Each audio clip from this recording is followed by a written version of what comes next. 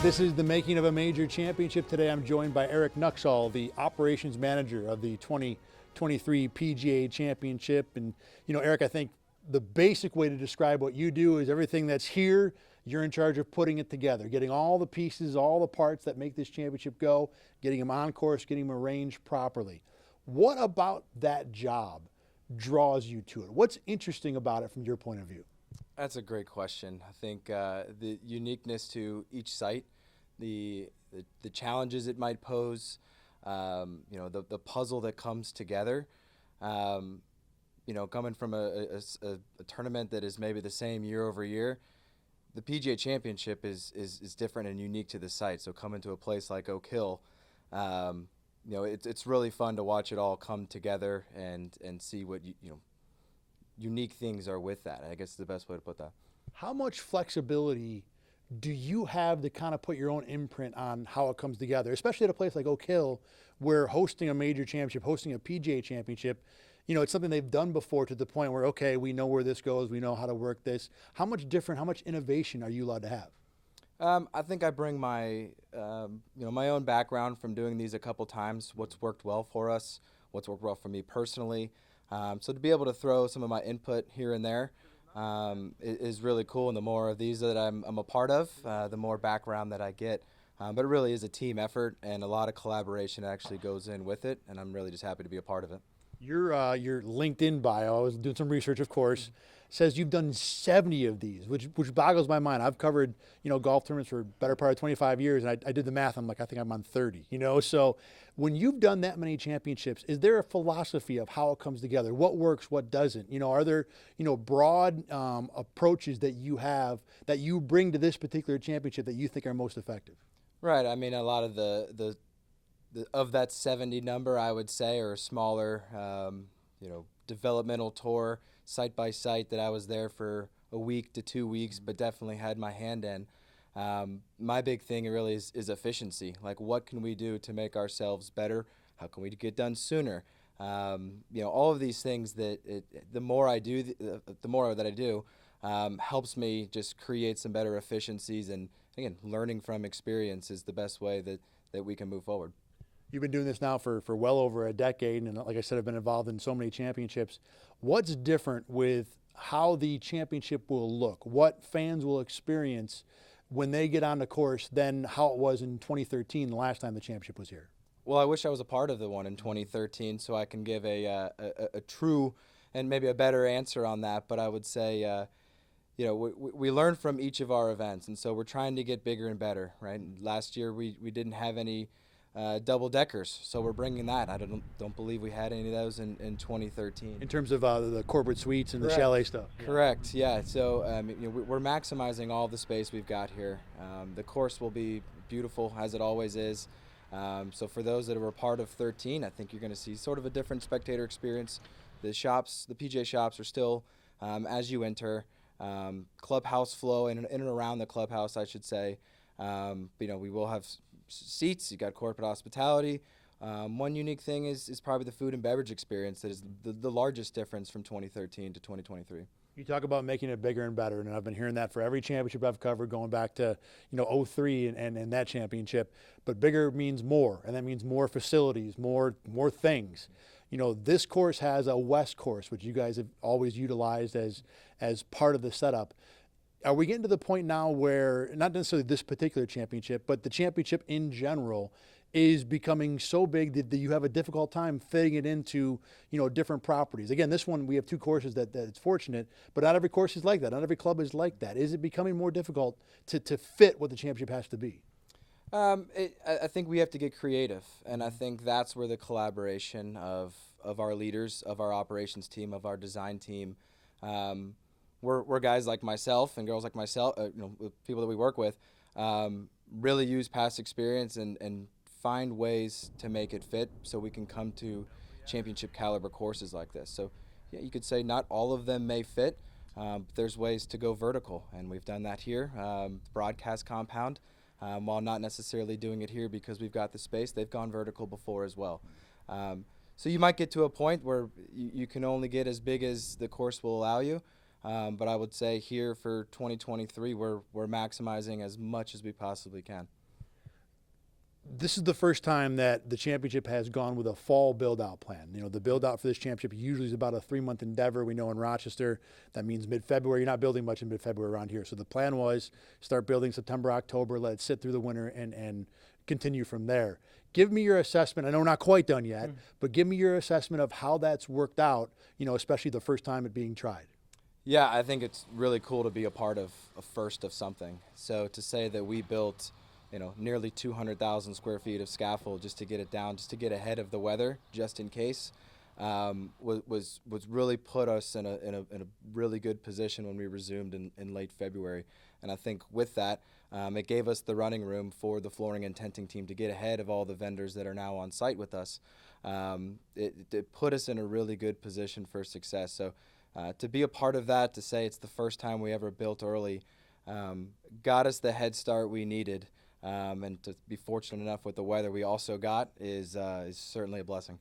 For those of us here in Rochester, you know, we're obviously highly tuned to how that works out because we're hoping we can do this again, and we know doing it in May is a unique experience that's a little different and more difficult up here. Without specifically talking about Rochester, having seen it happen, do you think this is something the PGA of America can do in other Northeast facilities, maybe even ones where you didn't think you'd have to, like maybe a Bethpage going forward? Well, I certainly think we set the blueprint, that it can be done. Obviously, some moving pieces had to go along with that in order to make it happen, whether it's the mobilization of crews, the available inventory of that scaffold that we put down. But we certainly set an example for how it can be done, and that doing things in a Northeast region can be done, or really in any cold weather region can be done. But there are definitely some moving parts to go with that. All right, speaking of moving parts, we are, you know, getting the last few days here before the championship begins. Tell me about what Advance Week is like, the last 7 days before the championship happens. Because, you know, the thing about this endeavor, you know, Brian Carnes, our championship director, has been here for multiple months. You've been here for multiple months. All this work that's being done, you know, I know you're not kicking back and thinking, oh, we're done, we got a week to spare. No. What is that last week like before the championship? In one word, you could say hectic. At that point, you know, come Monday of Advance Week is when majority of our PGA staff that come in from headquarters are starting to arrive. More eyeballs that are seeing things and seeing how the scopes of the vendors have come together. So adjustments are made with your Kerry Higgs, your David Charles, the ones that have eyes that ultimately are going to have the biggest say on spectator experience, obviously player experience, and those walkways that they need to take. But at that point, we have the most amount of our vendors and service providers on site. The broadcasting team has picked up, so it's not the most people we have on site because, you know, we're bringing 30,000+ spectators on a daily basis. But, you know, the amount of changes, I like to basically say it's like a duck swimming on water. Everything may look calm, cool, and collected, but underneath those feet are paddling, and that's what we're doing. And we hope to put ourselves in a position where when someone comes on site, they have no idea what happened the week before. I was about to say that, you know, your job is kind of one where you don't want to be noteworthy. If no one talks about your work, it's probably been a good week for you. During championship week, you know, I keep an eye, and I know you guys and talk to you guys so often to see the work that you're doing that week. I know it's crazy. How much is it air traffic control? How much is it putting out fires? You know, and how much do you actually get to kind of enjoy the result, the spectacle of all the work that you guys have done? Well, I think what's really cool with what we at the PGA of America do with the headquarters and operational support that we get from other sites. So we've got an operations command that comes in and actually takes a lot of the requests, whether it be a simple thing as far as a trash pickup necessary or identifying anything that's necessary, actually goes to someone that's in my shoes for a future event that comes in and helps. So it allows me to actually enjoy it a little bit more and maybe take things at a higher level of that traffic control. So you're doing a little less, you know, boots in the ground, like you said, picking up a piece of trash, and more kind of supervising, for lack of a better term. Right. Yeah. And what that does is allows me to, again, stay a little higher level and to get a chance to soak it in as much as possible, knowing that all of this hard work that not only I but my team has put in, the best thing is kind of just sitting there and then watching the people's faces as they come in, maybe for the first time at a PGA Championship. So if the players talk about the course as fair, tough, we know what the compliments are for the course.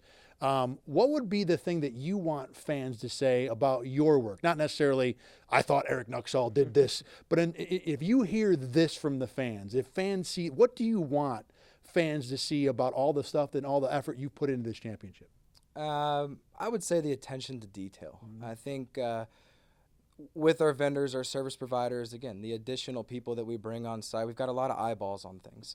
And if we can set ourselves and put a major performance together for our build and for the detail that we put in, we hope that's then reflected on the championship. And on the flip side, what are, maybe not concerns, but what are some of the things that you want to see how they go? You're interested in the feedback. Again, this championship is put on for a lot of different reasons. There are so many PGA of America members and teaching pros across the country that need to benefit from this. There's the players that you want to impress, but of course you want the 250,000 people that are going to show up here to just have a darn good time. What are some of the things that you are wondering if you've done here that will they work? How are people going to react to them? I think ultimately it's the spectator experience as a whole. We want them to enjoy themselves. Obviously, offering the free water, and we'll call it an elevated food and beverage experience with our partners with Delaware North Patina Restaurant Group. Just in general, getting around, the offerings that we've got for the spectator experience. At the end of the day, we want them to say, this is the best golf tournament I've ever been to. I want to go to every PGA championship from here on out. Now, all those people are going to leave after Sunday, hopefully thinking all those things, but they're going to leave. You, my friend, are not. Tell me about what the post-championship experience is, because I tend to think that you have the roughest go of it in terms of stuff that has to be done once the fun is over and the championship is done. Well, there's definitely a high you come off of after crowning a champion. We get to enjoy ourselves Sunday afterwards, and Monday morning does come pretty quickly. But first and foremost, we want to make sure the golf course is still taken care of. We want to hand it over back to the membership as soon as possible, while still keeping it intact, obviously. So a lot of moving parts, the phases that it goes up, the phases that it comes down as well. So it's a, roughly a 6 to 10 week process, depending on how weather treats us, any challenges we might run into. But the plan that we come up with is in coordination with not only the grounds team, the club, but obviously our service providers as well. And we try to do it as quickly and as efficiently as possible with the least amount of disruption to the membership as we can, because we know that they're ready to get back and play a championship course as well. Well, the good news is that you will have 6 to 10 weeks of summer weather as opposed to winter, February to deal with that in terms of the breakdown. Eric Nuxall, Operations Manager, hope you have a good week. Hope everything goes smoothly. Hope no one's talking about you next week. But thanks for joining us here on Making a Major Championship. Thank you.